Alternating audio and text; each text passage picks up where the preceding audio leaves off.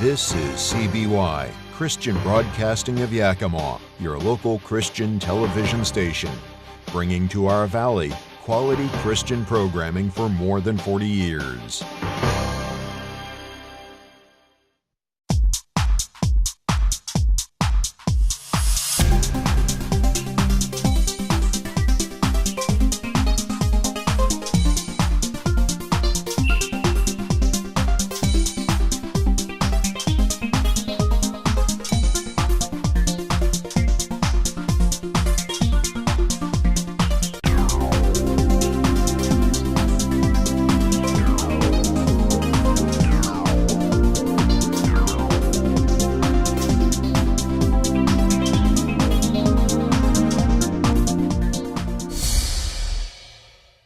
Hello, and thanks for joining us for Good News in the Valley, your local Christian news magazine. Now, first we'll visit with an award-winning novelist, author of Amish fiction novels with more than 10 million books sold.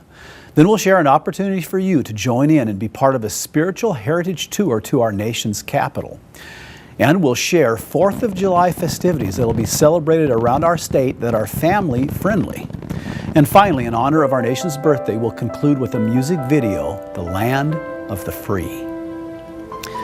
Now, Wanda Bronstetter, renowned novelist whose books have been on the New York Times bestseller list, is here with us to talk about her books and the journey that led to her success. Her daughter-in-law, Jean, has co-authored some of the books with Wanda, and she's with us as well. Let's now join Heidi as she visits with Wanda and Jean Bronstetter. Well, hi, Wanda, Jean. Thank you for coming on to Good News in the Valley. Go ahead and let's start off with you guys giving us a little info about your families.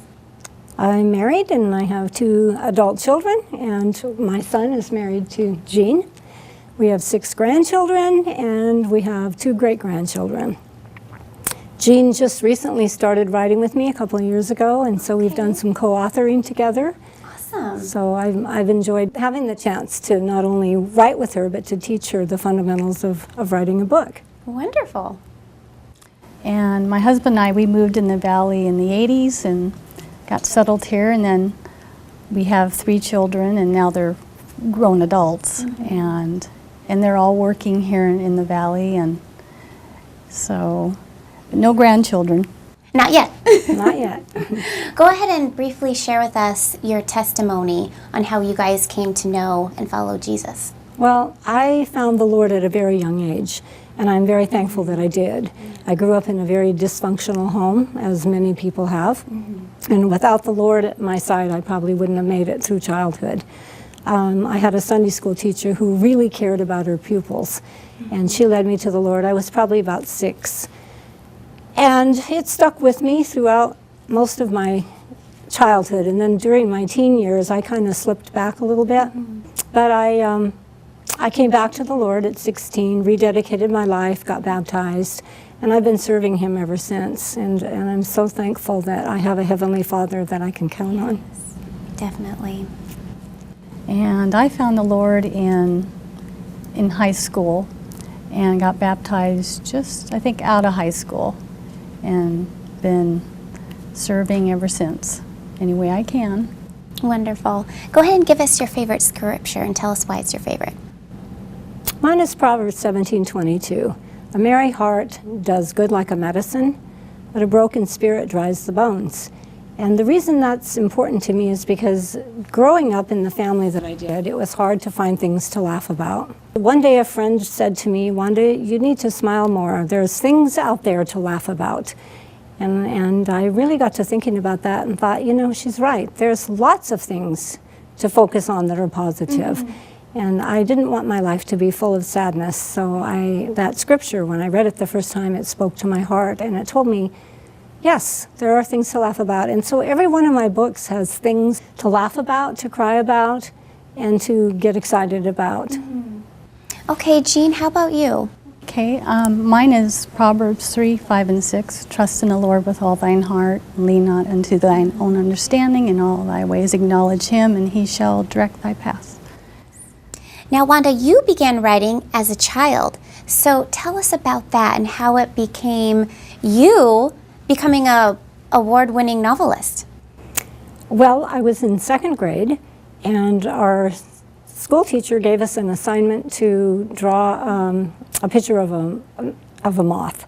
And I was not a good artist, and I thought, if I do that, I'm probably going to flunk. And so I drew it the best I could, but then I decided I would write a poem to go with it, because I enjoyed writing poetry even in the 2nd grade. So I wrote this little poem about a moth, and I added that to the bottom of the page where I had drawn this moth, and I turned it in. And at the end of the day, she called me up to her desk, and I thought, uh-oh, I'm in trouble. She's going to scold me because I didn't follow directions. And I was a very shy child. And so I went very scared up to her desk at the end of the day, and she put her arm around me and she said, "Wanda, I love your poem." And she said, "You have talent. Do you know that?" And of course I said, "No, I didn't know that." And she said, "Someday I'll bet you're going to be an author." Wow. And on my little childlike brain, it stuck, but it didn't seem real. I didn't see any way it could happen. It didn't happen until I was in my late 20s, early 30s.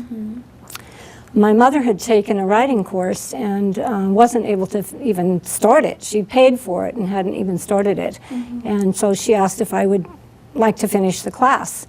I said, yeah, absolutely. She paid for it, and I could take the writing course. And when I did, it was just like somebody let a butterfly out of a cocoon. Oh, that's I realized awesome. this is what I want to do with the rest of my life. This is how I can serve the Lord. This can be my ministry, and that's what it's become, a ministry. So I started with short stories, articles, poems. I did some puppet plays, some devotionals, some Sunday school curriculum. I was kind of all over the place till I could find my footing. And then I took another course on novel writing, and that's when I realized that's the direction I really wanted to go. So I submitted my first proposal to Barber Publishing. They had a Heart Song Presents book club, and they accepted it. And from that point on, it was like a rolling snowball. That's awesome. And I could hardly keep up. I felt like somebody had put me on a toboggan sled and just let me go down the hill. That's wonderful. Now, a lot of your books are based on the Amish people. Yes. What inspired you to choose Amish for your storyline? Well, my husband grew up in a Mennonite church, and through him and some of his friends, we met an Amish couple in Lancaster County, Pennsylvania. And when I met them, I realized they're more than a curiosity. The tourists see them as curious people. They're real people, just like you and I. And their problems that they face are similar to what we go through. And so I was already writing at this point, and I had not written my first novel yet. But when we left there that day, I looked at my husband and I said, when I write my first novel, I want it to be about the Amish because I want the people to understand them and to know what they're really like and how they believe. A lot of people think they're not Christians. They see it as an occult. And believe me, the Amish friends that we have come to know and love are deeply spiritual, born-again Christians. And I'm not saying they all are, because as in every church, not everybody on the pew is a believer. Right. But most of them are, and we have great fellowship with many Amish friends. From that point on, and from when I first started writing about them, we made Amish friends everywhere we went. They seemed to seek us out. And I think it was because when I wrote about them, they said I was writing accurately. And they appreciated that, because there's so much written now about the Amish, and you'll see it on TV too, that's not true. Right. And so we have, if any of my books, no matter where they're set, you can be sure I have Amish friends there, or I wouldn't write about that particular community. Right. Now there's several book series, something for everyone. So go ahead and talk about the different series that you have. Oh, I have children's books. I have cookbooks, devotionals, I have some historical fiction, I have Amish novels. There's even a calendar, a perpetual calendar. Wonderful. All the photos in it are pictures my husband has taken in Amish country, and then I've added inspirational sayings. Now you have sold over 10 million books. 10 million, that is incredible. Did you ever think that your books would take off the way they did and be on the New York bestsellers list? No, I was not anticipating that. I don't even think my publisher was. When my first novel, The Storekeepers Daughter, came out and it went on the list, the bestsellers list, they were just as surprised as I was. And I got a phone call, come on into the office, we would like to talk to you. Well, they live in Ohio, so it meant getting on a plane and going. And we sat around the desks there and said, with all of the department heads, and the president of the company looked at me and he said, how many books can you give us a year? Wow. And I said, I don't know. I mean, I didn't even know at that point what I was capable of. I just knew it was a love in my heart, and I felt like I wanted to share the gospel with the world, and this was my way to do it. And there are talk about the salvation messages in your books. It's in almost every book. Not necessarily leading someone to the Lord per se, but one of my books, there's actually the plan of salvation, and a young woman comes to know the Lord personally. I mean, it's very, very concrete. And probably a couple of them are like that, but I deal a lot with the problems we face and how God can help us get through them, how He can teach us about forgiveness, self-esteem. I've dealt with many, many topics. What it's like to be a caregiver for somebody who has dementia, and how God can help you through the times that are the worst of times, but can be the best of times when you lean on the Lord. Go ahead, each of you, talk about your favorite book series. I think out of the Millionaire series, I like this one here. And the cover I thought was unique, because you don't see a lot of Amish stories with a male character on the cover, and he lives here in Yakima, and he looks pretty much like this. In fact, I think he's even been asked if he is Amish. Okay. And yeah, and we co-wrote this. And, wonderful. For me, now this is one big book with 3 books in it. Oh, okay. Originally they were released individually. But for me, my favorite story is The Storekeepers Daughter, because it is the book that brought my publisher to the point of asking me, how many books can you give us a year?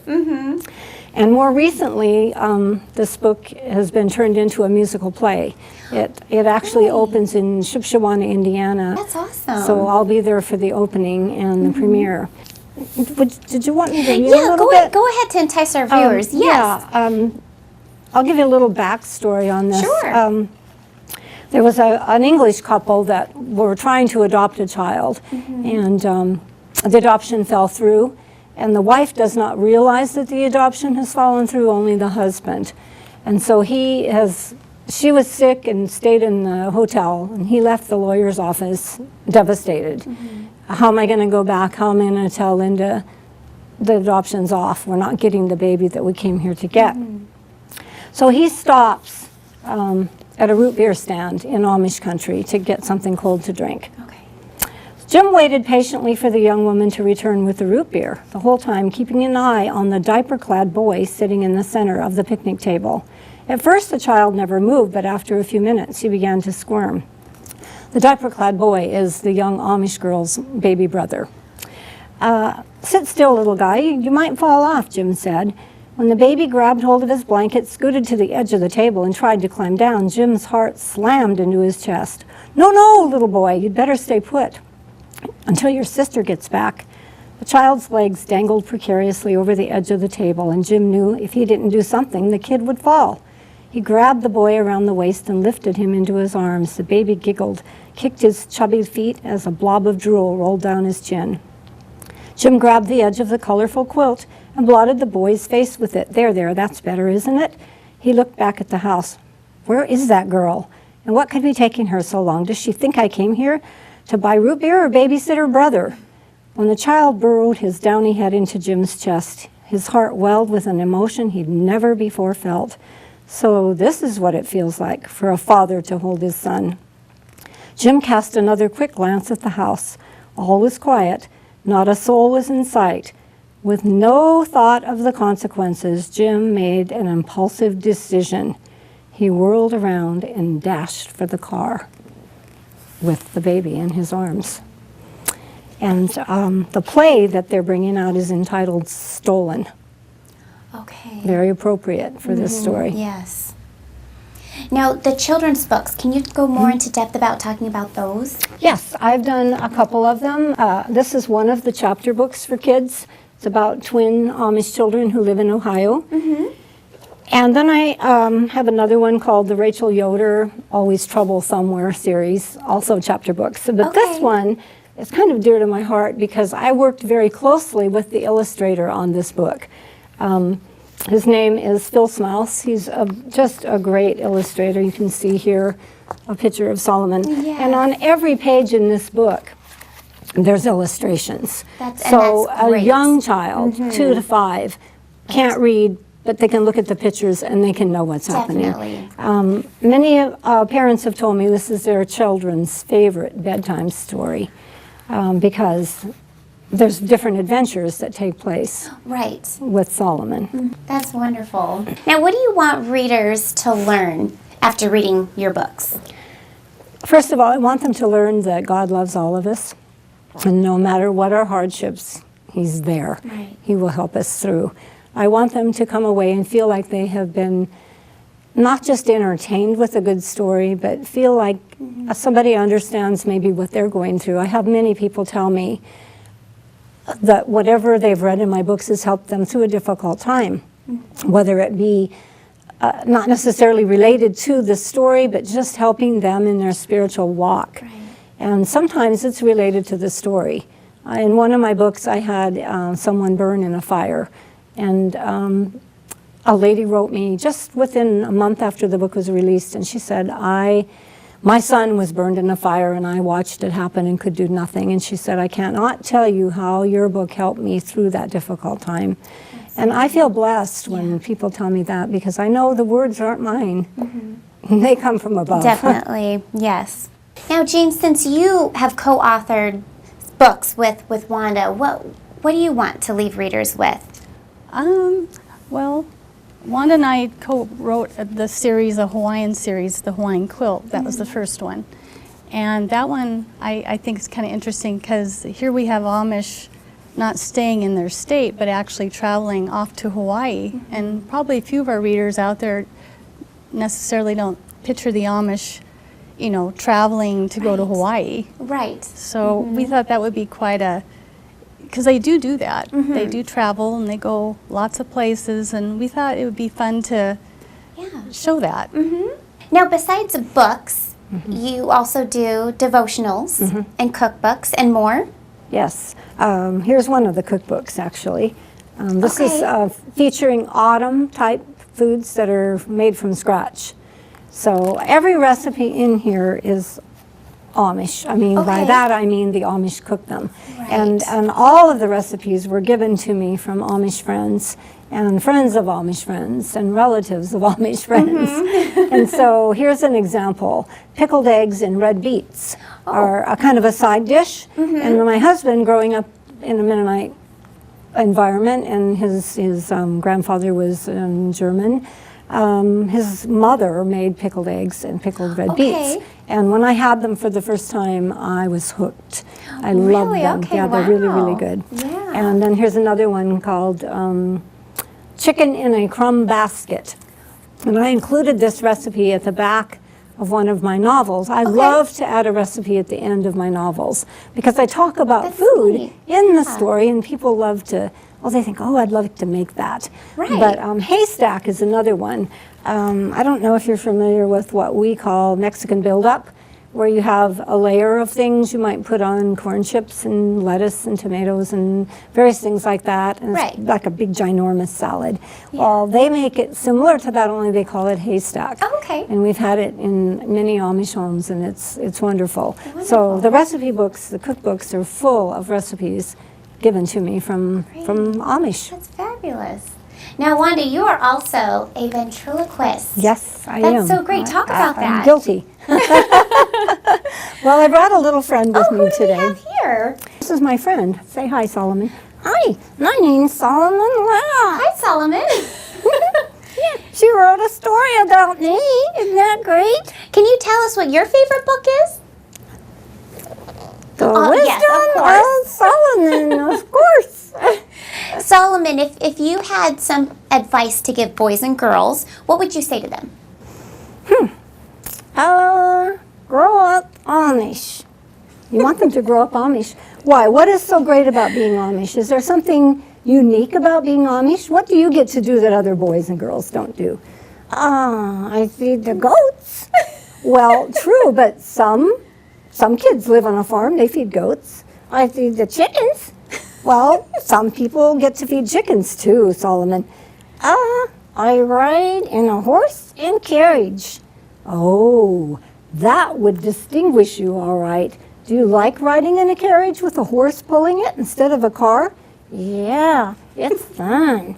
Oh, I agree. I've ridden in with a horse and buggy. The Amish call it a carriage. We refer to it as horse and buggy, but they always say that's my carriage. Okay. And it's so much fun to ride in. Oh, I'm sure. Yes. Now, Wanda, you also have a bigger. I do. I have a professional size ventriloquist figure. Right. His name is Randy, and his last name is Wright. Okay. Because he's always right. He's always right. Yeah, he just thinks he is. Do you get along with him, Solomon? Yeah, he's my buddy. Well, thank you for sharing with us, Solomon. Want to tell us where your book's available? My books are available at any bookstore. Okay. You'll find them right here in town at Inklings. You can get them online, Barnes & Noble, Amazon, ChristianBook.com, Walmart. Any place that sells books, you can usually get them. Okay. And you can visit my website and find out more about my books as well. Wonderful. Well, Wanda, thank you. It was such an honor to have you and Jean on the show. So thank you so much, You're Solomon. welcome. And may God bless all of you. God bless you. I'm Heidi reporting for CBY. Skip, back to you. Thank you, Heidi, Wanda, and Jean. Now, are you looking for a tour that'll help you capture the deep, rich Christian heritage of our country and the individuals who founded it? Well, if so, then this spiritual heritage tour of our nation's capital is for you.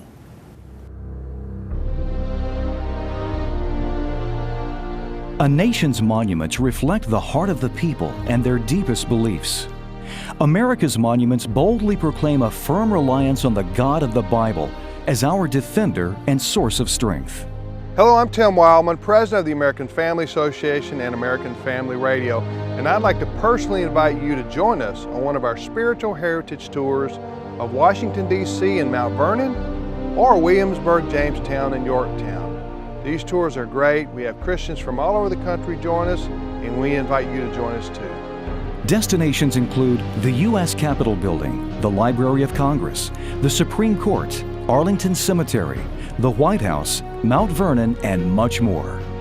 Historian Stephen McDowell of the Providence Foundation will share about the brave men and women who risked their lives to preserve the liberties we enjoy today. In addition, a tour of colonial Virginia is also available right before the Washington trip. Travel back in time as Tim Wildman and Stephen McDowell guide you through Williamsburg, Jamestown, and Yorktown.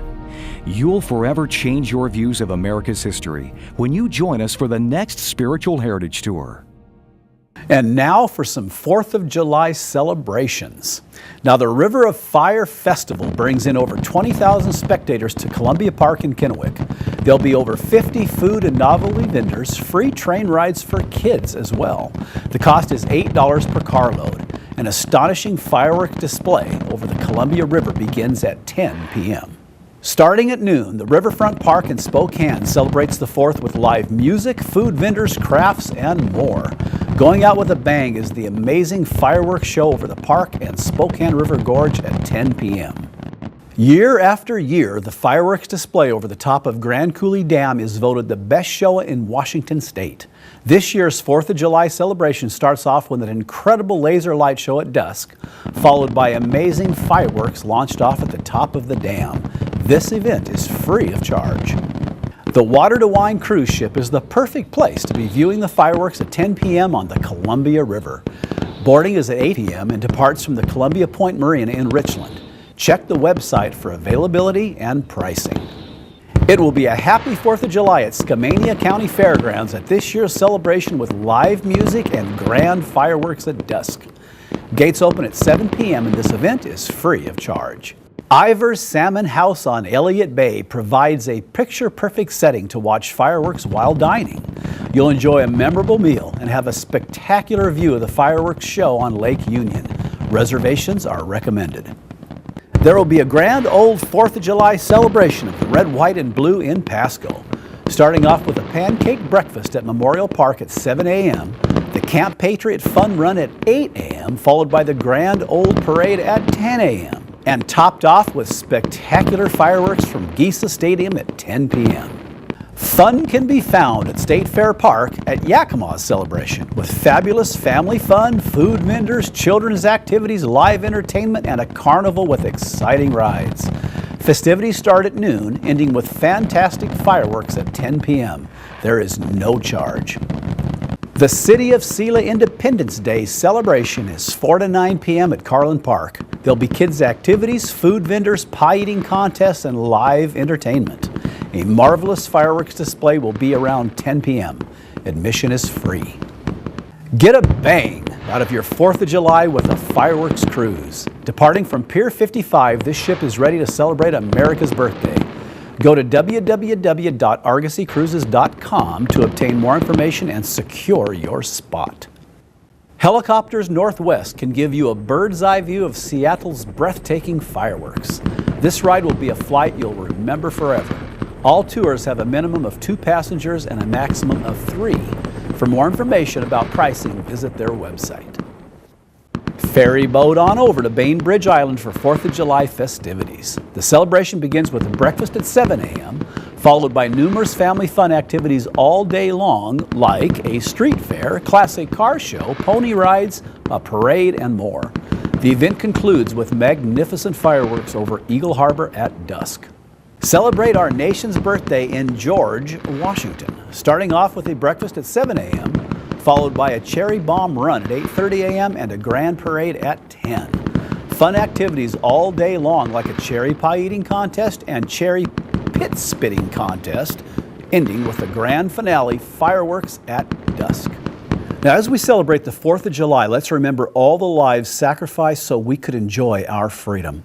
We give thanks to God for the birth of this great nation, the United States of America. Well, that concludes our program. Thank you for watching, and may God bless America, and may God bless our president, the most pro-life president in our nation's history, Mr. Donald J. Trump. Happy birthday, America.